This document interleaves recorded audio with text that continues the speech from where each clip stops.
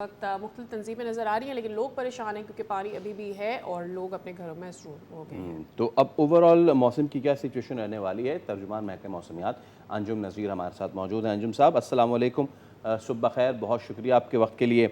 अंजुम साहब, क्या प्रोडिक्शंस है अब ओवर द वीकेंड और आने वाले हफ्ते में, और ख़ास तौर पर ये जो डीप डिप्रेशन बन रहा है, क्या इसके असरात होते हैं? अगर आप एक हमें एज ए लेमैन समझा सकें। जी, वालेकुम सलाम, बहुत शुक्रिया। देखिए, जो डीप डिप्रेशन था वो अब थोड़ा-सा कमज़ोर होके डिप्रेशन की सूरत में इस वक़्त सदर्न मध्य प्रदेश इंडिया के ऊपर मौजूद है और होपफुली कि ये अब फर्दर मूव करेगा वेस्ट नॉर्थ वेस्ट और तकरीबन सिंध की जो बॉर्डर है इस तक ये पहुंच जाएगा ऑलमोस्ट आज शाम या रात गए तक।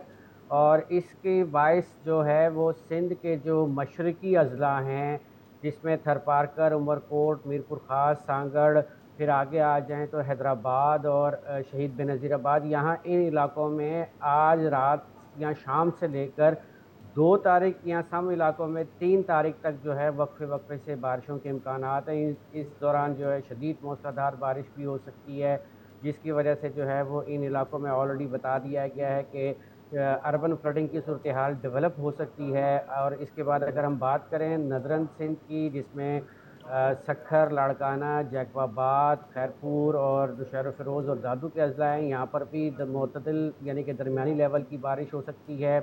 फिर अगर हम कराची की बात करते हैं तो कराची में जी कल यानी कि 1 अगस्त की तकरीबन दोपहर से जो है वो बारिश के इम्कानात मौजूद रहेंगे, जो कि सिलसिला 2 तारीख तक तो कन्फर्म है, माइट भी कि 3 तारीख को भी कोई आइसोलेटेड स्पेल कराची में हो सकता है।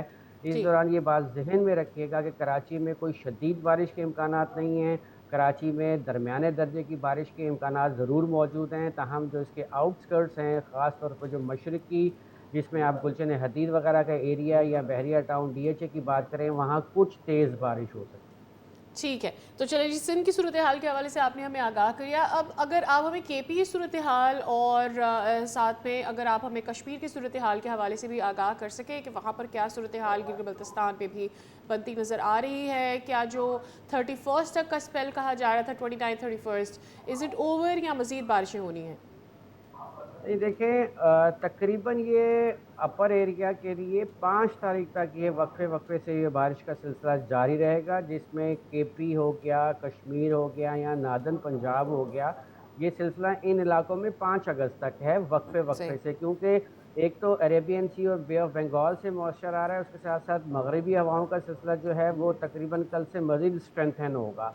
जिसकी वजह से इन इलाकों में मज़ीद बारिश के इम्कानात हैं, जिसमें जो है वो शदीद मूसलाधार बारिश भी हो सकती है, इवन कश्मीर के इलाकों में, केपी के इलाकों में, जीबी में और अपर पंजाब में। Alright, alright. सर, मैं आपसे एक चीज़ थोड़ा सा ऑफ द पेज आके पूछने की कोशिश करूँगा। हमने आपसे जब भी गुफ्तगू की, आपने ज़रूर ये हमें बताया कि जितना नॉर्मल है मॉनसून वही हो रहा है, और नॉर्मल या लेस देन नॉर्मल हुआ है। तो क्या वाकई ऐसा हुआ है अब तक की जो इस पूरे टेन्योर में हुई है इस साल में बारिश?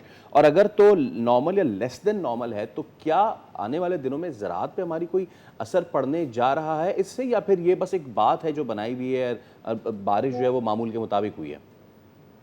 देखिए, आप एक बात ज़हन में रखिए कि बारिश जो है वो आइसोलेटेड टू स्कैटर्ड लेवल पे हो रही है, वाइड स्प्रेड नहीं है। अब अगर मैं बात करूं पाकिस्तान की, तो कल के सुबह के आदाद-ओ-शुमार के मुताबिक अभी भी जो पहले 30 दिन हैं मॉनसून के, इसमें 12.6% बारिश कम हुई है ओवरऑल पाकिस्तान में।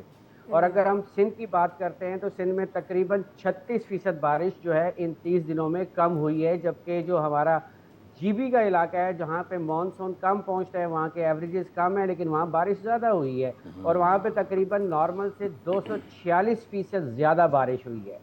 ठीक है, अभी हम जुलाई के एंड में हैं, अभी अगस्त और सितंबर का महीना बाकी है। तो अगर आप ये देखते हैं कि इसको ओवरऑल देखें, ज़राअत के ऊपर देखें, तो ये एक अभी तक आइसोलेटेड इवेंट्स चल रहे हैं, ये वाइड स्प्रेड नहीं है। पाकिस्तान के बहुत सारे इलाकों में अभी उस तरह मुतवातिर तरीके से बारिश नहीं हुई है, जिस तरह के सेंट्रल सिंध हो गया या अपर सिंध में अभी तक मानसून की कोई ख़ास अच्छी बारिश नहीं हुई, जो कि ज़रई इलाके हैं। तो ऑफ़ कोर्स कि अगर नहरी पानी के साथ-साथ जब बारिश का पानी भी मिलता है, तो आपकी जो ज़मीन है उस पे जो मॉइस्चर लेवल है वो राइज़ होता है। इवन तो लाइक वाइज़ बलूचिस्तान के जो ज़रई इलाके हैं वहाँ पर भी अभी तक कोई खातिर ख्वाह बारिश नहीं हुई। ठीक है अंजुम साहब, बहुत शुक्रिया। आप हमें बता रहे थे मौसम की सूरत हाल अगले कुछ रहने वाली है, तो कराची वालों के लिए अच्छी खबर है, बारिश कंट्रोल्ड होगी, तो आप बारिश इंजॉय करें और फिर जो बारिश से मामलात हो जाते हैं ख़राब वो भी उतने नहीं होंगे क्योंकि बारिश इतनी होगी नहीं। तो जनाब आगे बढ़ते हैं, लाहौर का रुख करते हैं। एक बड़ा ही अफसोसनाक वाक़या पेश आया था जिसके ऊपर पेशरफ जानना ज़रूरी है। बागबानपुरा के मोहल्ले कोटली पीर अब्दुर्रहमान में छत गिरने का वाक़या पेश आया था और इसमें 11 अफराद की नमाज जनाजा अदा की गई है। इस पर दीगर जो डिटेल्स हैं कि क्या तमाम तर इंतज़ाम किए गए हैं, हमारे साथ हमारे कॉरेस्पॉन्डेंट हैं, हम उनसे जान लेते हैं कि इस वक्त वहाँ पर क्या सूरत हाल बन रही है। अफजाल अब्बासी आगाह कीजिए। जी बिल्कुल, मैं इस वक्त मौजूद हूँ लाहौर के इलाके बागबानपुरा के उस मोहल्ले में कोटली पीर अब्दुर्रहमान जिसे कहा जाता है, और उस बदकिस्मत गली में मौजूद हूँ। ये वो घर है जिसमें जो है वो छत जो है वो टीआर गार्डर्स की मुनहदम हुई। 3 मंजिला ये इमारत था जिसे अब जो है वो अजीज़ भट्टी ज़ोन की जानिब से सील कर दिया गया है। ये कैमरे में आप देख सकते हैं, लाहौर मेट्रोपॉलिटन कॉरपोरेशन की जानिब से इस घर को अब जो है वो सील कर दिया गया है और यहाँ पर 11 अफराद जो हैं इस हादसे में जाँ बहक हुए। 6 ज़ख्मी, जिनमें से 4 अस्पताल में ज़ेर इलाज हैं और 2 को जो है वो तिब्बी इमदाद के बाद जो है वो घर भेज दिया गया। वो अब अपने अजीज़ व अकारिब की तरफ हैं और इस घर को जो है वो सील कर दिया गया है। 3 मंजिला ये घर था। तीनों जो छतें थी वो टीआर गार्डर्स पर मुश्तमिल थी।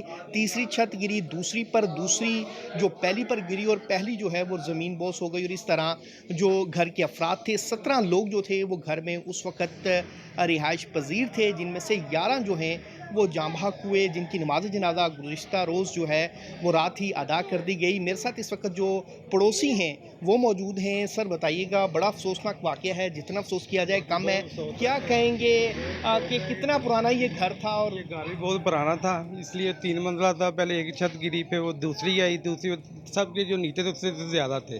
उसके कम से कम 10 आदमी थे नीचे, बच्चे इसमें, उनकी माँ थी, उनकी भरजाई थी।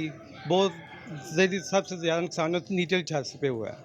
ये ऊपर से पहले ऊपर वाली गिरी, फिर नीचे जो नीचे थी उसमें छोटा था, इनके घर में कोई प्रोग्राम आया था, यानी ये पक्की बात नहीं है। बाकी ये रेक्स 11 भाई वालों ने बहुत अच्छा काम किया है, वो फौरी आए, मोहल्लेदारों ने भी बहुत अच्छा काम किया है। वो पहले जो ऊपर थे उन्होंने निकाल लिए, फिर 11 भाई वालों ने अपने मुताबिक काम करना था, उन्होंने अच्छा काम किया। कोई ऐसी बात नहीं, कोई काम गलत नहीं किया, उन्हें अपने मुताबिक देखना था कि ऐसा कोई बच्चा हो या जख्मी हो उसको हम सही निकाल लें। बाकी शुक्र अल्हम्दुलिल्लाह, फिर ये नीचे वाले काम थे ना वो सही किए 11 भाई वाले को, ये कहने वाली बात है। वहाँ फौरी पुलिस भी पहुँच गई, डीएसपी एसपी तक भी, यहाँ तक लोग पहुँच गए थे। जी बिल्कुल, जो मोहल्लेदार हैं उनका कहना है कि जो रेस्क्यू 1122 है उन्होंने यहाँ पर बहुत ज़बरदस्त काम किया, क्योंकि गली बहुत तंग है, इसलिए जो रेस्क्यू ऑपरेशन था वो बहुत तवील रहा और इस घर ठीक की है जो अफजाल, दीवारें इसकी हैं तफसीलात से आप हमें आगाह कर रहे थे। यहाँ पर वक्त हो गया एक ब्रेक का, हमारे साथ रहिए।